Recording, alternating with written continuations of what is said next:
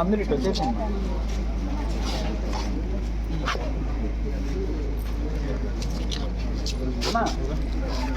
అక్కడ నిల్చుకోవద్దండి, వచ్చేసింది. ముందు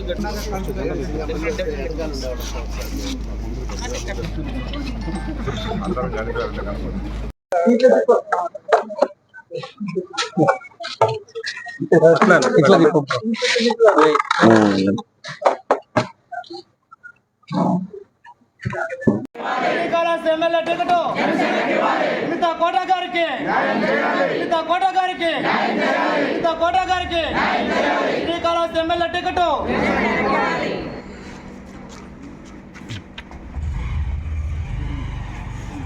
ఓకే.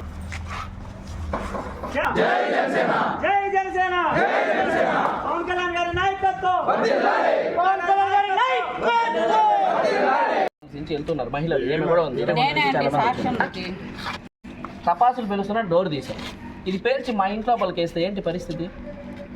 వాడు ఏ పార్టీ వాడని కాదు, ఇక్కడ వాడిని పోలీసులకు అప్పగిస్తే సుధీర్ రెడ్డి గారి ఇంట్లోనే ఉంటారు. వాళ్ళు ఇంట్లోనే 24 గంటలు ఉంటారు. వాళ్ళు వచ్చి విడిపించడానికి ప్రయత్నించారు. సుధీర్ రెడ్డి గారు చెప్పాలి, అప్పుడు ఆ మద్దతుదారుడు ఏ పార్టీకి సంబంధించినాడో ఆయన చెప్పాలి. మా పైన ఏదో నెపం వేయడానికి ప్రయత్నించారు. దాన్ని మేము తీవ్రంగా ఖండిస్తున్నాం.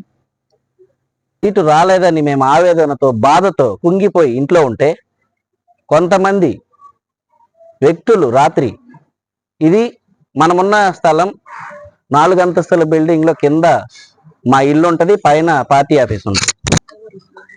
అతనేదో చెప్పాడు, ఎవరో అతను మా పార్టీకి సంబంధం లేదు, వాళ్ళ అత్త వాళ్ళ ఇల్లు, ఎవరికో పిల్లోడు అత్త వాళ్ళ ఇల్లు ఉందండి.